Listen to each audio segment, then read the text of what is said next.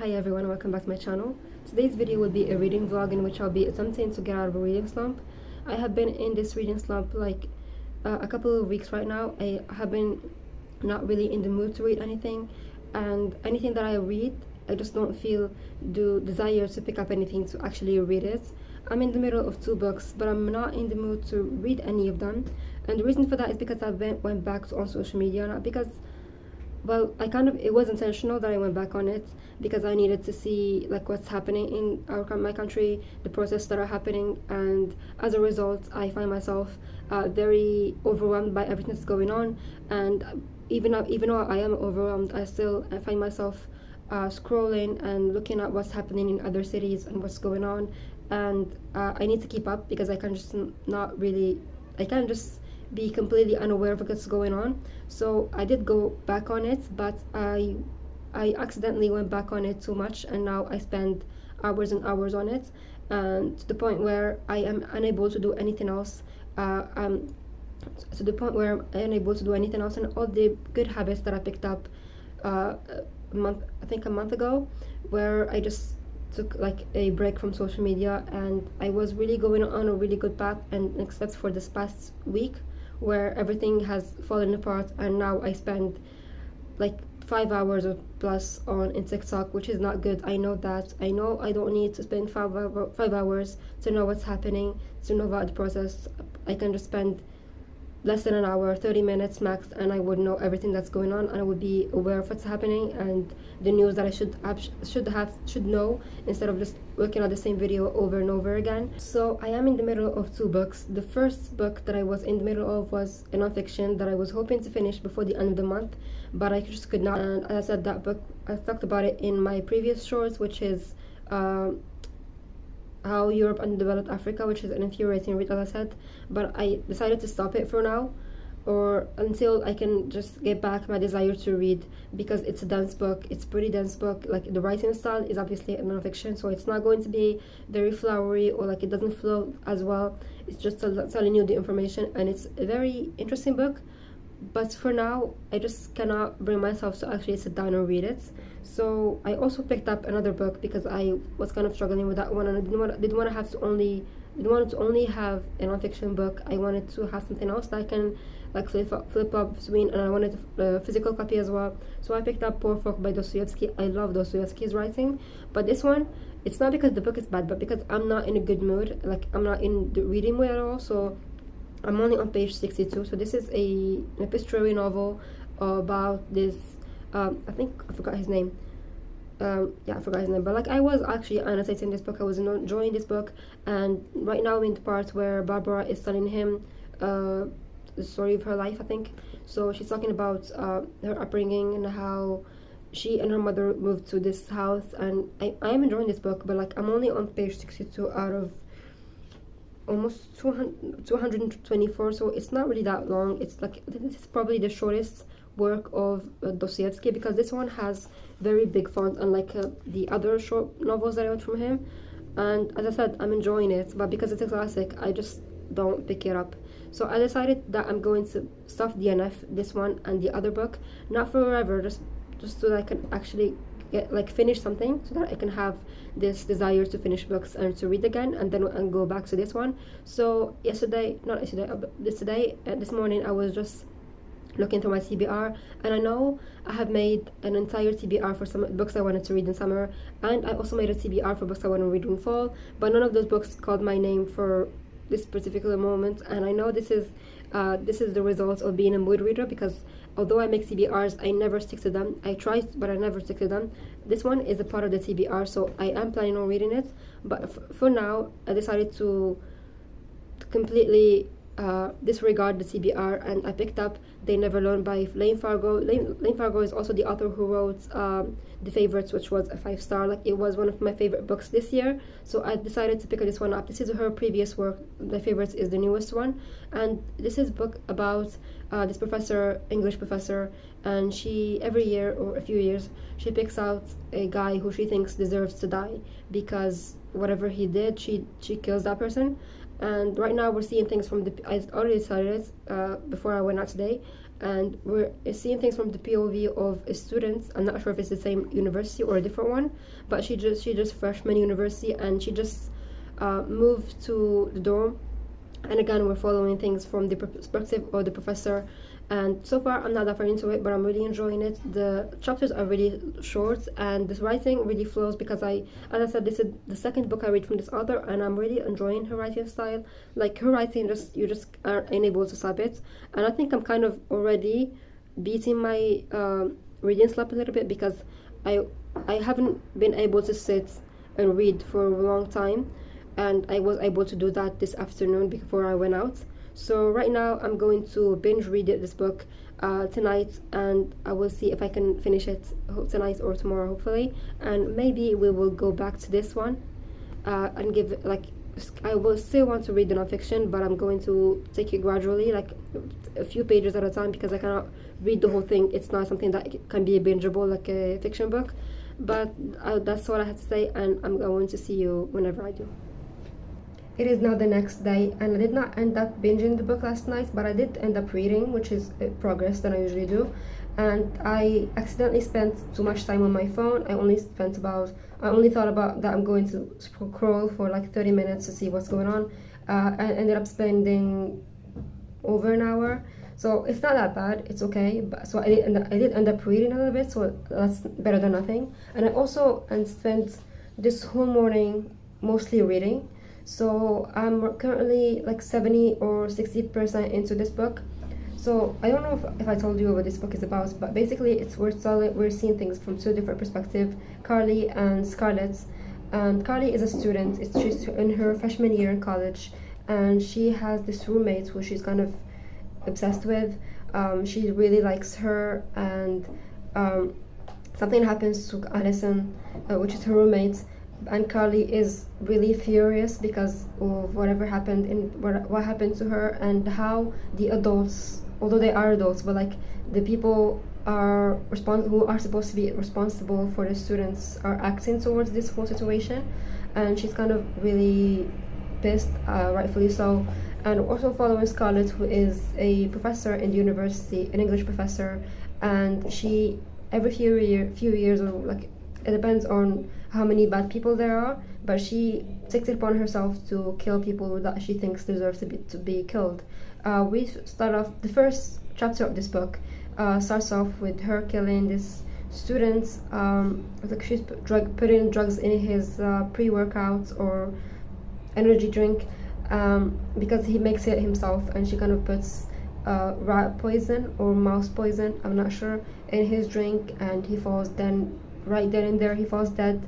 And we know her reasoning why she killed him is because previous, like a few months prior, I think, there's been a rape of a girl, and he was there with his friends. They all raped her, and the reason that professor chose that guy specifically is because everyone was drunk except for him. He did it completely sober, and although she would love to have killed all of them, she felt like if she did, then things would be a bit suspicious, because he kind of, like, she made the murder seem like suicide. And I know this is not a spoiler, because it really happens in the first page, and that really sets the tone for what to expect from this character, Scarlett, because she's really not afraid to kill anyone. She thinks that those people deserve to die, and she would have loved to kill more people, but she only does it like a few times here and there to not arouse suspicions on what's going on. So I was a bit confused on how Carly and Scarlett's story will merge, because they are both in the same university, so at university, and I thought she's a student, because they are both in the same university, and I thought like maybe she's going to be just a student, or like they're going to meet eventually, but no, that's not what's going to happen. I know now why both stories are relevant, why Carly and Scarlett's stories are both relevant, and it's something that I did not see come in, so I was surprised when it was revealed. It was revealed like in the midway point, I think, so it's not that far into it when it's going to be revealed. Maybe some people saw that coming, but I personally didn't. Especially because of the Halloween party, because when she saw the blue-haired girl, Scarlett saw the blue-haired girl. I thought, if you read the book, you know what I thought, and you probably thought the same thing.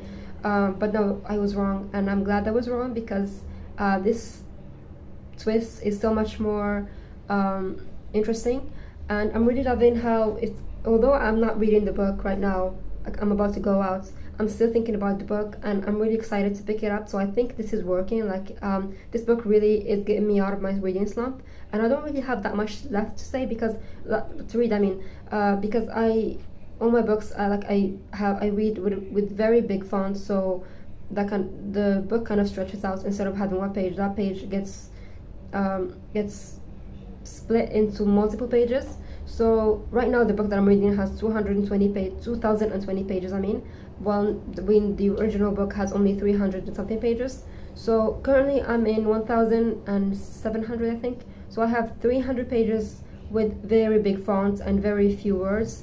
But if I actually count that in normal pages, I don't know, but it's going to be a lot less. And I think I'm going to finish it tonight after I come back home.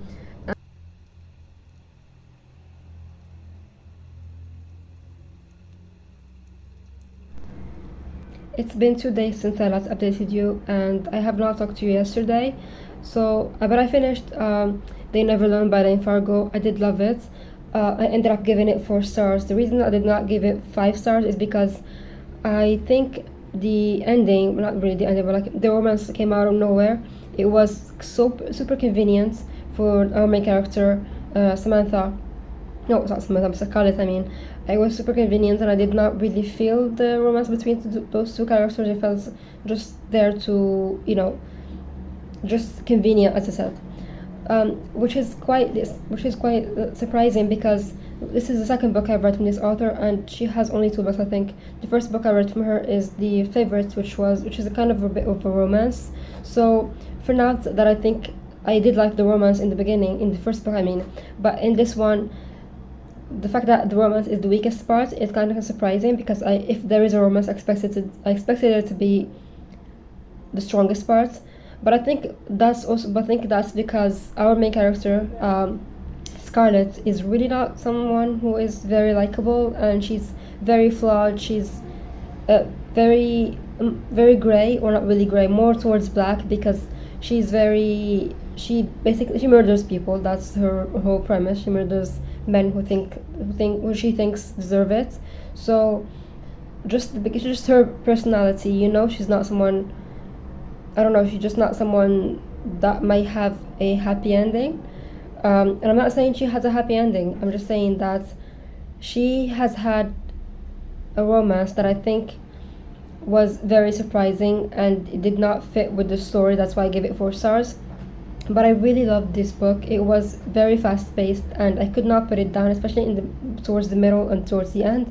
It was just a page turner. I loved it so much, and I think, but that book was really good to get me out of a reading slump. But yesterday I did not end up reading so much, and I think, although I am kind of outside of reading slump, I'm still not in the mood to read too much, if that makes sense. So yesterday, instead of filming this video and starting my book, I ended up making what's the word in English? I've been watching a lot of French YouTubers, and I'm starting to lose my English, I think. I meant this, I'm not sure what it's called in English. It's a fabric one. This is not what it's supposed to look like. I'm going to put a picture of what it's supposed to look like, but this one is not it. It just looks so sad, and I'm going to redo it. So I ended up spending the whole afternoon just doing this. First time I did this, and then it turned into this, and it just kept going really badly. So again, I did not read too much yesterday, but I did end up reading. I did not completely abandon this book. I did end up reading. Last time I updated you, I was on page 62, and right now I'm on page 112, which is right now the last time I talked to you, I was in the part where, what's her name, Barbara, she was recounting her life to Makar Alexievich or something like that. And right now I'm outside of that, and they're still sending letters to each other.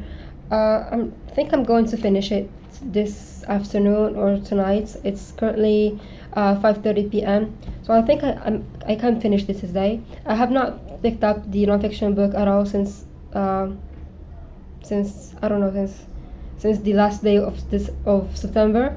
So I think I'm going to finish this one just to get it over with. I don't think this will be my favorite Dostoevsky. I just know it from now, because usually his books are they capture my attention so easily, but this one is kind of failing to do that. But I'm not sure if it's the book's fault or my fault.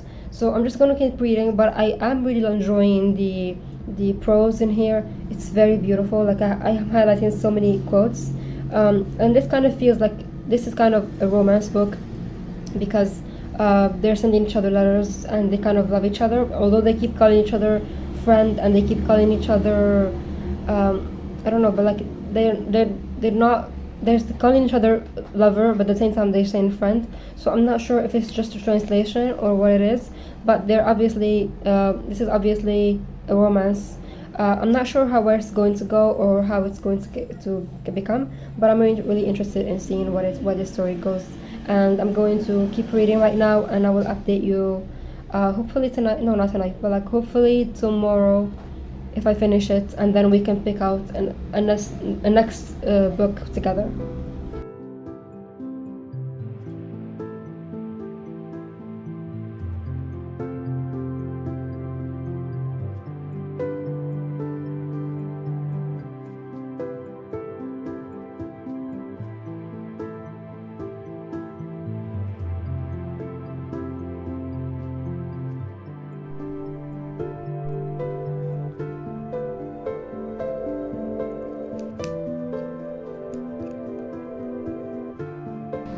I finished Booktok by Dostoevsky.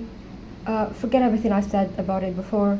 It was entirely my fault. It was my problem. It was not the book's problem. But last night I sat down and I finished this book, and I had a great time. It might not be my favorite Dostoevsky's book, but it is up there. It's really good, and I've heard that this is the first book that he has written ever.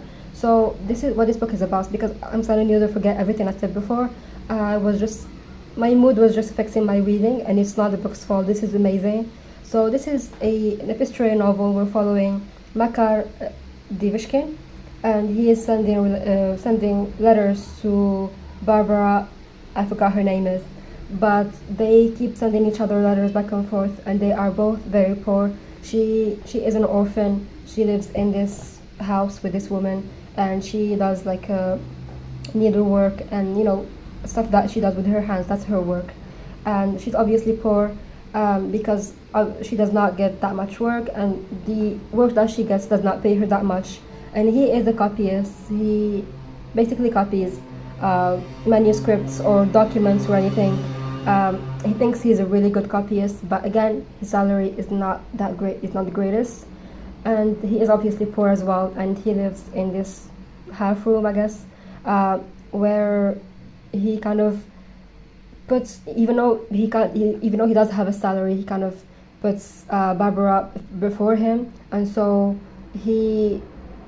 I would say he doesn't give himself things like he doesn't really focus on his shelter or his comforts, because for him Barbara comes first, and she has to be comfortable more than him.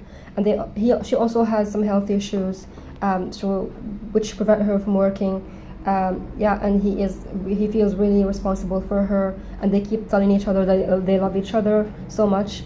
But at the same time they say that they are friends, and he says that he loves her like a daughter. So I don't really know the ages of the characters in here, so I'm not sure if it's a romance, if it's going to be weird. But the ages were not mentioned in this book.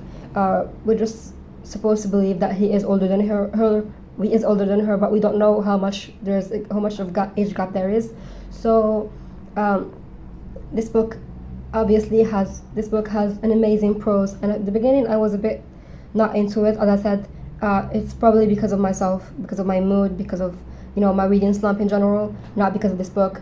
But from the middle part towards the end, I was really into it. I was really hooked, This is not something that is a page turner. This is not something that you want to know what happens in the end. This is something that you enjoy the ride, you enjoy the prose, and you enjoy the ideas and thoughts that Dostoevsky has, or tells us through his characters. I mean, so there's a scene that really stuck with me, and it is a scene where he, not really a scene, but like he is telling her about beggars and children who beg, and he told her that they are no, I think he was mentioning something that he happened to him, and he was going in the streets of St. Petersburg, and a child came up to him and tried to beg him for money. And because our main character has literally nothing, he could not give him anything, even though he felt bad.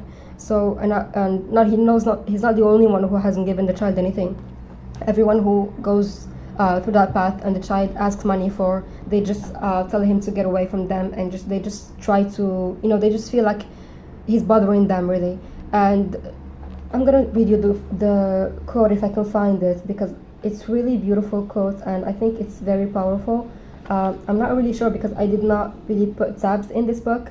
I just highlight things. What would such a boy learn from begging letters? His heart would soon be rendered callous, for as he ran about begging, people would pass him by and give him nothing. Yes, their hearts would be as stone, and their replies rough and harsh. Away with you, they would say. You are seeking but to trick us. He would hear that from everyone, and his heart would grow hard, and he would shiver in vain with the cold like some poor little fledgling that has fallen out of the nest. His hands and feet would be freezing, and his breath coming with difficulty, until, look you, he would begin to cough, and disease, like an unclean parasite, would worm its way into his breast until death itself has overtaken him in some fated corner whence there was no chance of escape. Yes, that is what his life would become. Yes, there are many such cases, and this scene really is such a touching scene, because although this has happened in the 1800s in Russia, it's something that happens nowadays in everywhere, really.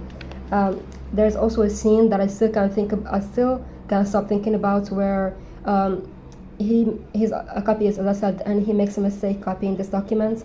He was distracted thinking about Barbara, and he skipped a line. And he sent the documents. And when they read it, they found that the document doesn't make sense because the line is missing.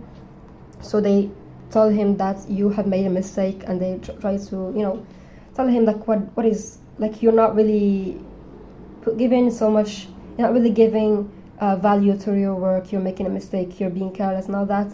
And he is summoned in front of, they call him His Excellency, and he is, usually in his work, he tries to stay as invisible as possible, because he feels like he is not worthy of attention, or like not worthy of anything.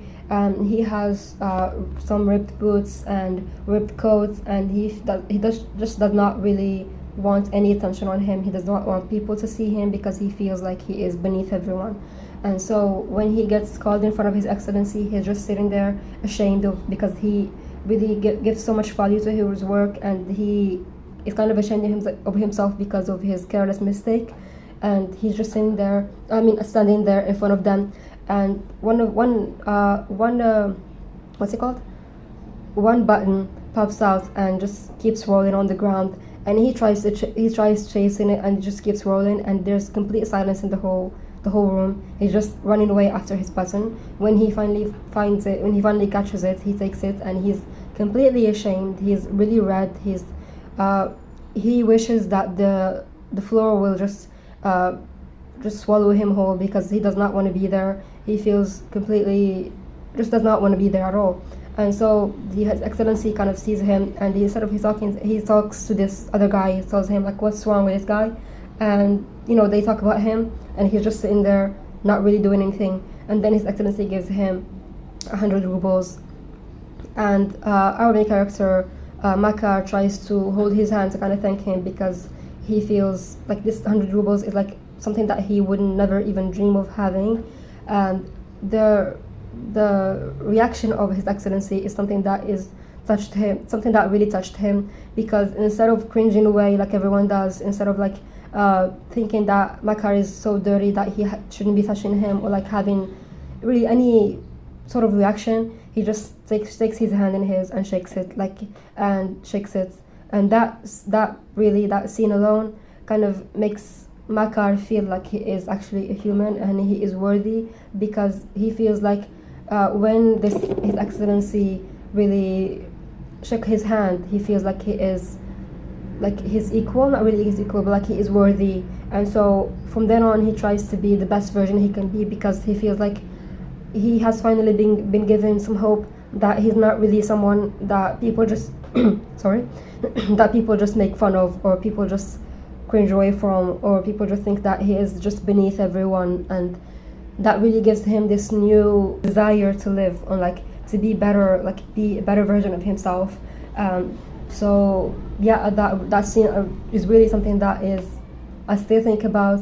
And as I said, the prose in here is absolutely breathtaking. There's this scene in there that just felt like it was the perfect description of fall and autumn, and I think I don't know, that was the best nature description and the best fall description I've ever seen in my life. So I'm trying to find the scene because I want to read it for you. Oh, I found it. How fresh it used to be. This is Barbara talking about her childhood. How fresh it used to be, how fresh it used to seem, yet how cold. The dew would be falling upon the turf. Lights would be beginning to shine forth from the huts on the pond's margin, and the cattle would be wending their way home. Then quietly I would slip out of the house to look at my beloved pond, and forget myself in contemplation. Here and there a fisherman's bundle of brushwood would be burning at the water's edge, and sending its light far and wide over the surface. Above, the sky would be of a cold blue color, save for a fringe of flame-colored streaks on the horizon that kept turning even paler and paler. And when the moon had come out, there would be wafted through the limpid air the sounds of a frightened bird fluttering, or a bulrush rubbing against its fellows in the gentle breeze, and of a fish rising with a splash. Over the dark water there would gather a thin transparent mist, and though in the distance lights would be looming and seemingly enveloping the entire horizon, everything closer at hand would be standing out as though shaped with a chisel, banks, boats, little islands and all. Everything become more mysterious. The sky frowns with clouds, yellow leaves strew the paths at the edge of the naked forest, and the forest itself turns black and blue, more especially at eventide when damp fog is spreading and the trees glimmer in the depths like giants, like formless weird phantoms. This is so beautiful. I have so many passages highlighted. If I can read all of them to you, I would take the entire video to do so. Again, I'm not sure how to rate this one. I think it would be either 4 stars. I think it would be 4 stars because I don't really do much. I rarely do half stars. So I think this would be 4 stars. The only reason I didn't give it 5 stars is because I wasn't completely invested in the beginning. But again, that is my fault. If I do reread this one, maybe I would have a different opinion on it. Maybe it would be 5 stars. But for now, this is beautiful. And the fact that it's the first Dostoevsky's work is even more impressive.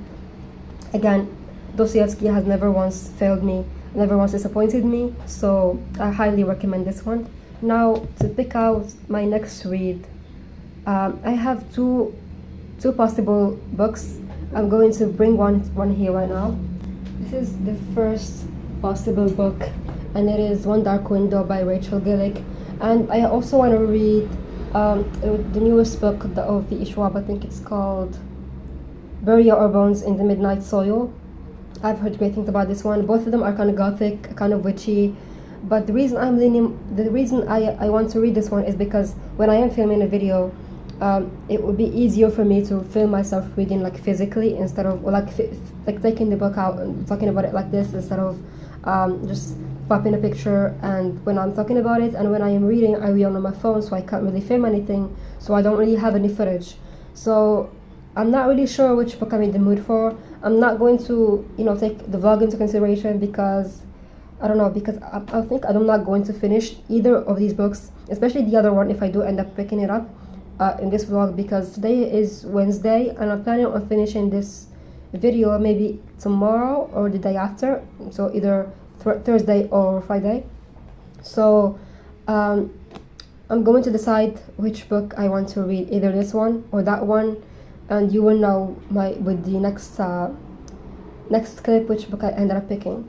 So but I am really happy with my reading so far. I think I am out of the reading slump. I ended up reading two great books so far. Both of them ended up being 4 stars, and both of them are books that I do recommend. So whatever book I end up picking, I hope that I will continue having this luck with books, and it's either 4 or 5 stars. And again, I will see you in the next clip, and you will know then which book I ended up picking. Today is Saturday, and this is the final update for this video. So I ended up choosing Barry Arbon's in the Midnight Soil by B. Schwab, which is why I haven't filmed anything since I last talked to you, because I'm reading it on my phone. So far I'm really enjoying it. I just reached, I'm a little over halfway through. I'm 57% in right now, and we just reached the part where the third main character is introduced, because we're following our main character, Sabine, Alice, and now the third one. Well, I'm not going to say her name because it's a spoiler. So I'm really enjoying this right now. So we're following two timelines. The first timeline is in the 1500s to the 1800s right now, and the current timeline is well, not really current, it's 2019, and we're following another character. Her name is Alice. I don't want to say too much about it because it will be a spoiler. So this book isn't really too much focused on the plot. It's more so focused on the characters and their growth, because obviously, as I said, since 1500s to the 1800s, it's been a long time. So we have to like the characters, or really like be intrigued by them, because none of the characters are actually really likable except for Alice, who is kind of, well, not really likable, but like at least she's better than Sabine in ways. I'm really enjoying this. It's very atmospheric. It's very like mysterious and eerie, and it just sucks you in. Like whenever I'm reading it, I just don't want to do anything but read it. And I ended up reading over 200, no, not 200. I ended up reading over 2 hours today because I just cannot put it down. And it's only 5 p.m. I think right now, or yeah, around 5 p.m. So I think I'm going to keep reading it, but I'm going to finish this vlog right here because it's been a week, even though I was not planning on reading for a week. So I think I have made a good progress in the books that I read, and I think I got out of the reading slump. I can safely say that. Although I did not pick up the nonfiction book for this week at all, I have no excuse for that other than I was just so invested in the fiction books that I'm reading that I completely forgot about the nonfiction book. But I am planning on reading it some other time.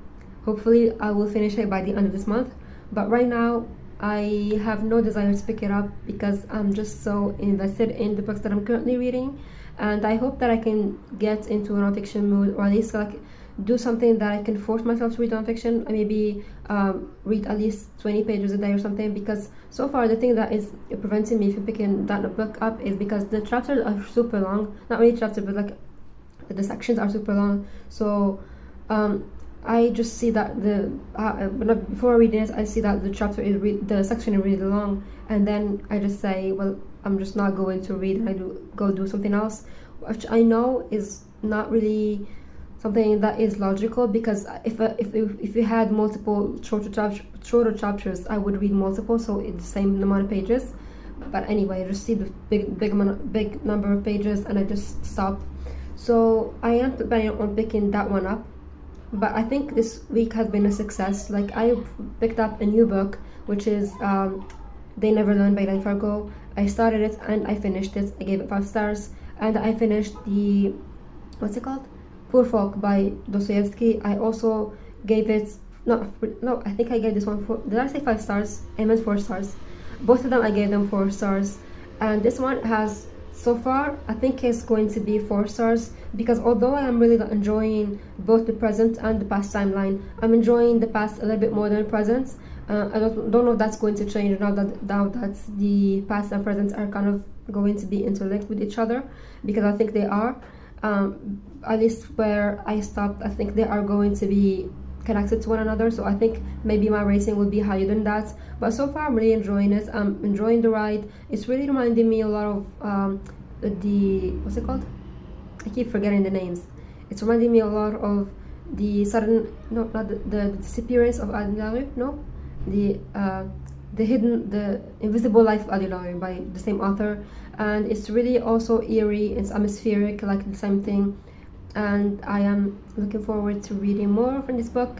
I think I'm going to finish it this weekend, and thank you for watching, and I will see you in another video very soon. Bye.